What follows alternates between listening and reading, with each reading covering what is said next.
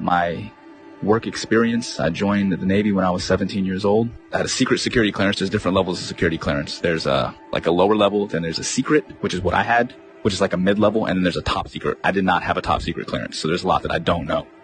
But I did have a secret clearance. So it's basically the mid-level security clearance for the government that I had, and I did that job for 8 years. I worked in operational intelligence specifically. The radar navigation, there's a limited scope of what we're able to see. Now, granted, this is 15 or 20 years ago. What I mean by that is, with it being 15 or 20 years ago, the technology nowadays on the new warships, I would imagine, are just off the charts advanced compared to what we had, 20 years ago in the early 2000s when I was doing deployments for the Navy. We're looking at the scope of the radar. Now, this is just going off of the actual screen that we can see. Now, there's 3 different screens. There's the basic radar screen where we have this limited scope where it only goes out like 25 miles, right? Then there's this other bigger screen, and I forgot the name of it, but it goes onto this huge projection in the Combat Information Center. Basically is where all of the information is housed. And on this huge screen, we can actually zoom out and see a significant portion of our area of responsibility. I can't say the exact number. Again, a lot of this is classified. Basically, when we zoom out onto this large projectile screen, it goes in and out, right? So the reason why we're able to zoom in and then pull back out is just for accuracy. So if we're looking at something that could just be like a buoy in the water, right? Just one of the little tiny buoys that the ships can use as kind of placements to track where they're going, that can be mistaken for an actual like small watercraft. So we have to be able to differentiate between that and some of the ships that we're looking for, because some of the deployments we're out there looking for drug ships, we're looking for other types of ships, submarines, basically just to keep a track of everything. That's basically what the Navy and Coast Guard do. They want to make sure that they know what's going on in the seas, and that's kind of the way the United States Navy operates. They're basically dictating what happens in international waters.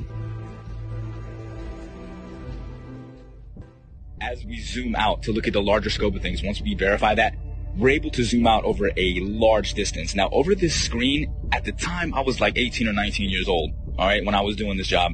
I wasn't thinking about flat Earth and any of this other shit. I was still indoctrinated and under the assumption that the Earth is a spinning ball. I never thought about flat Earth or anything like that, but I always thought it was weird that as I'm looking at this massive radar screen, I always used to think, how come we're looking at this and I can see, like, we're off of the coast of Argentina, for instance, right? Like, how is it that I can see this far out and it's not like over the horizon or curve, because it's so far? Like I said, we use a lot of these other link signals, and they're called links. They go by different names. I can't say the code names. Some of them I forgot. Some of them are, again, this is classified information. I can't give any specifics on these. But some of the links that we use, not only do we speak to the actual ships and track them, but we speak to aircraft, 10,000, 20,000, 30 and higher, 30,000 feet and higher is what I'm saying. It's not just a matter that they're 30,000 feet directly. It's not like they're directly above the ship. This is what's interesting, is this aircraft could be 50, 60 miles away and 30,000 feet in the air. So you understand, like, the angle that you have to take to be able to track this aircraft from a ship that's moving on the water? Think about that for a second.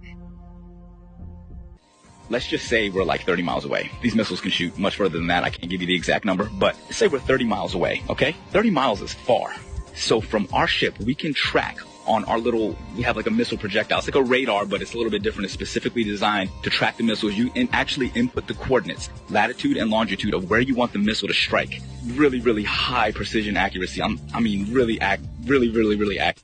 We hit that launch and the missile, and it will hit that target 30 miles away, even longer than that. Now, here's the thing. Again, that's not possible on a curved Earth.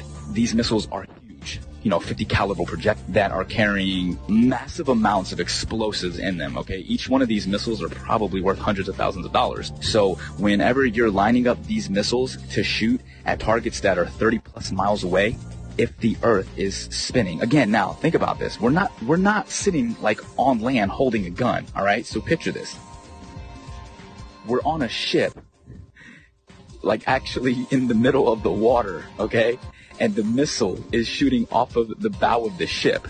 So if the world is a spinning ball and we're on this curved Earth with water and we're spinning 600 miles per hour through infinite space, I'm pretty sure that it would be physically like it wouldn't even make any kind of sense on a physics type level to be able to shoot a missile from a spot in the water on a spinning ball to pinpoint accurately hit another spot. Simply does not rotate. A waypoint would be like this. Like, let's say we're out in the middle of the water and we want to hit a target that's like directly to our west, 15 miles away. But that target is able to track our missile coming at them. We don't want that target to know where the missile's coming from, so we can put in waypoint. And a waypoint would be like putting a point out like 20 miles east, and then another point like 15 miles north, and then another point like 10 miles south of that, and then put in our target. You see what I'm saying? So the missile doesn't go directly from the ship to the target. The missile will actually fly to the latitude and longitude of the waypoints that are put in, and then it will curve from there, and it will hit all the waypoints and then attack the target. How is that possible on a spinning Earth? If the Earth is moving at 600 something miles per hour, or whatever they say it is, there's no way that missile could stay. There's no way that missile would be able to keep track. Do you understand what I'm saying? At least that's how I'm looking at it. It may be a little bit harder to visualize if you actually weren't seeing it the way that I would see it, or there, or understanding and putting in the coordinates, or seeing how this actually worked out. But I'm telling you, like, from my perspective, that is one of the things that makes it virtually impossible to accept the globe as this. Well, it's a fake lie. It's a theory. It's garbage, is what it is.